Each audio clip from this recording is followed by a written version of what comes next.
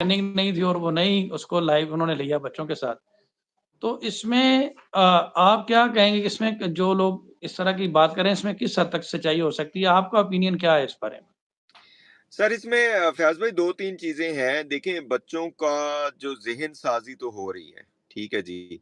अब वो उनको अब एक 4 साल का बच्चा है, 5 साल का बच्ची है, 6 साल का बच्चा है, उसको जब आप ये सारी चीज़ें बताएँगे कि जी आपका वालिद जो है ना वो ठीक नहीं है, वो हमें कुछ नहीं देता था, वहाँ पे भूखे मर रहे थे, हमारे ऊपर ये हो रहा था, हमारे ऊपर फलाँ हो रहा था, फलाँ हो रहा था। तो वो बच्चे बेचारे क्या सोचेंगे, ठीक है? ये तो नॉर्मल आपको पता है घरों में भी होता है कि वो माएँ अक्सर जो है ना छोटी-मोटी पट्टी पढ़ा देती हैं बच्चों को, ठीक है?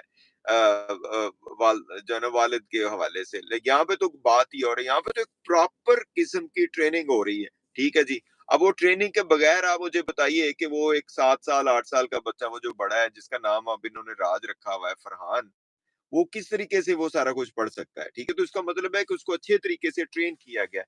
तो ये बात तो बहरहाल बिल्कुल क्लियर है कि बच्चों की ज़हन-साज़ी और वो सारा कुछ किया जा रहा है। दूसरे नंबर पे जो आपने कहा ना कि इनको वो क्यों नहीं लेते हैं अपने उस पे लाइव पे इकट्ठे क्यों नहीं लेते हैं, तो ज़ाहिर वो तो भांडा ही फूट जाएगा। यहाँ पे मैं एक बात बताता चलूँ आपको कि बच्चे अगर इस पे आके कह भी दें कि भई हम तो आपको जानते नहीं है, ये नहीं है, वो नहीं है, फिर भी सबको पता है कि बच्चों को किस तरीके से ट्रेन किया गया। थर्ड नंबर पे जो आपने बात की है कि जी बच्चों को जो हाइजीनिक कंडीशन उस पे मेरा थोड़ा-सा देखिए आपने जो thank you so much for acknowledging कि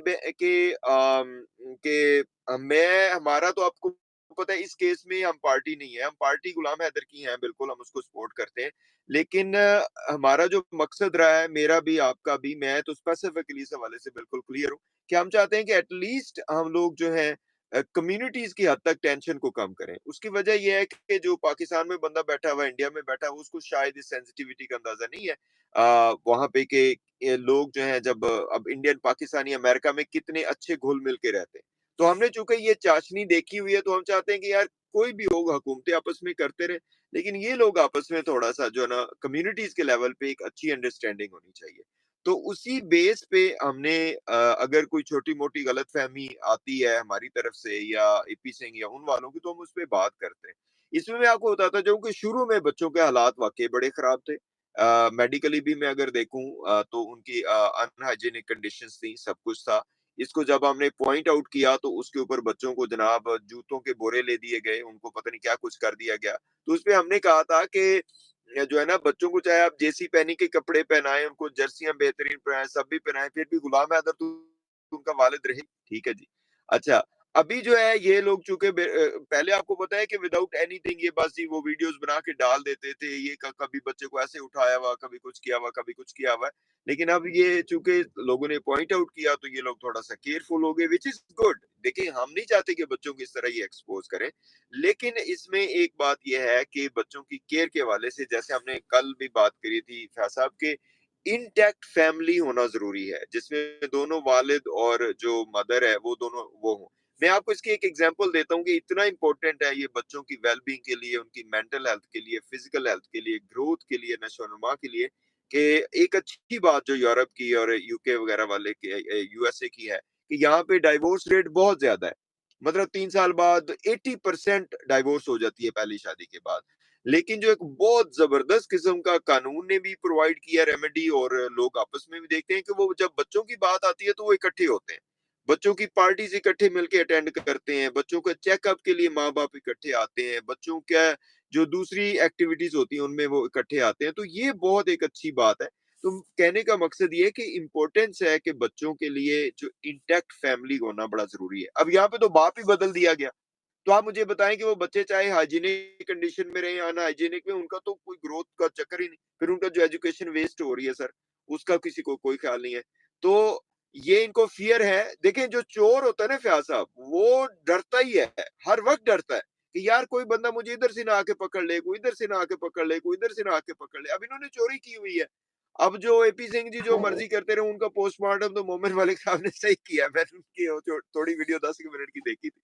तो चोर अब कैसे वो बच्चों को कैसे वो ऑनलाइन बिठा दे गुलाम हैदर के साथ, जो है ना, झूठ जब बोलते हैं तो ज़ाहिर है फिर उसका तो फिर असर होता ही है। जी। डॉक्टर साहब आपने बड़े ज़बरदस्त पॉइंट हाइलाइट किए। एक बात आपने बड़ी ये चीज़ की कि अगर बच्चे स्टेटमेंट दे भी दें, तो जी, उससे क्या फ़र्क पड़ता है, क्योंकि वो बच्चे तो पिछले 7-8 महीने से उनकी कस्टडी में हैं जी और बिल्कुल, वो जिस तरह से मसरूफ़ी कर रहे हैं, तो एक इसमें कोई कहा नहीं जा सकता कि वो स्टेटमेंट दे भी दें, लेकिन उनकी स्टेटमेंट की कोई अहमियत नहीं होगी। बिल्कुल। ऐसे मामले में कोर्ट में भी बहुत सारे सर्कमस्टेंसेस को देखना होता है कि हुँ, पैरेंटल ज्यूरिसडिक्शन होती है, उसमें देखना होता है कि वेलफेयर किधर है।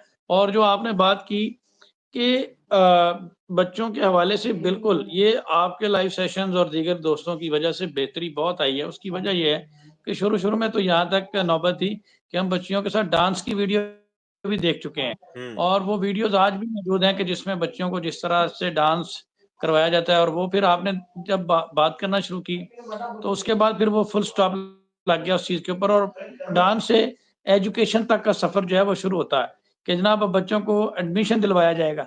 तो वो मुझे बिल्कुल याद है कि डांस से बिल्कुल एडमिशन का नाटक हुआ, ड्रामा हुआ कि जी एडमिशन होगा। तो वो सारी चीज़ों के बावजूद एक पॉइंट आपका बड़ा वैलिड है कि कीमती कपड़े और जितना मर्ज़ी करें, वो फ़ादर की कमी को तो नहीं पूरा कर सकती, ना ही उससे कोई फ़र्क पड़ेगा। वो जी, जस्ट एक दिखावा था। हुँ, दिखावा था और उन्हें करना पड़ा और दिखावा डेफ़िनेटली झूठे इंसान को ही करना पड़ता है अपने आप को सेव बिल्कुल, करने के लिए। बिल्कुल। लेकिन एक हुँ, चीज़ ये है कि डॉक्टर साहब यहाँ पे एक चीज़ बड़ी हैरानकुन है कि ये किस हुँ, हद तक ग्रीडी हैं और हुँ, किस हद तक का इनके अज़ाइम है कि ये बच्चों को अपनी मकसद के लिए यूज़ कर रहे हैं। इनका मकसद क्या है वो तो अभी तक डिस्क्लोज़ होना बाकी है, क्योंकि अभी तक तो वो सारा केस उसी के इर्द-गिर्द घूम रहा है जो इन्फॉर्मेशन वो प्रोवाइड करती है।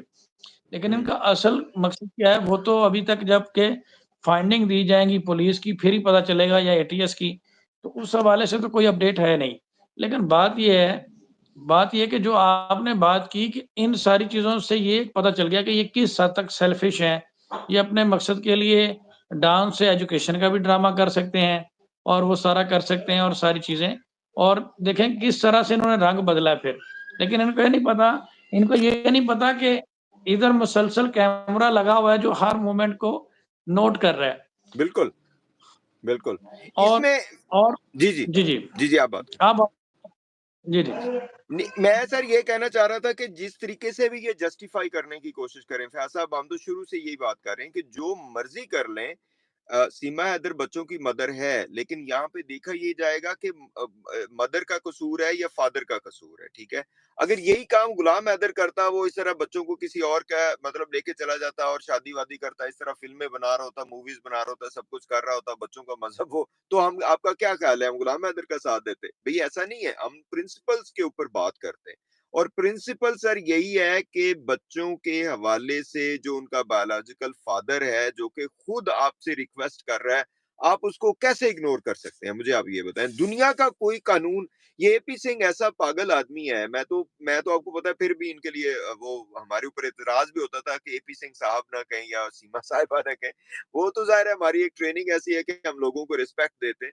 लेकिन एपी सिंह ऐसा कोई मेरा ख्याल है लो आईक्यू लेवल का बंदा है कि उस को इतना नहीं पता कि भाई ये बेसिक आपका ह्यूमन राइट है और मेडिकली जेनेटिकली आप लॉ के मुताबिक ह्यूमैनिटेरियन क्राइस उसके ऊपर कभी भी आप बायोलॉजिकल जो जो एक्चुअल वालिद है उसको कैसे आप चेंज कर सकते हैं आप मुझे ये बताएं और फिर वो बंदा बार बार कह रहा है कि भाई मैं इसे एग्री नहीं करता मेरे बच्चे वहां पे डेंजर में है इनको आप वो करें तो आप उसको जनाब वो दो नंबरियां कर करके और वो मुलम्माकारी करके और झूठ बोल के जो है ना उसको जस्टिफाई करने की कोशिश कर रहे हैं इसका आसान तरीका यही था कि ये जो अपने झूठ इन्होंने बोले उसको तस्लीम करें and then you know reconcile करने की कोशिश करें लेकिन ये लोग तो बदमाशी पे उतरे हुए हैं। देखें इससे सर बड़ी बदमाशी और क्या हो सकती है क्या मोमिन मलिक को भी कहना शुरू कर दिया कि ये लीगल हरासमेंट हो रही है ये टर्म पहली बार ही मैंने तो सुनी है खैर आपने सुनी हो तो पता नहीं ये लीगल हरासमेंट हो रही है ਤੁਹਾਡਾ बेड़ा तारिया ਤੁਹਾਡਾ है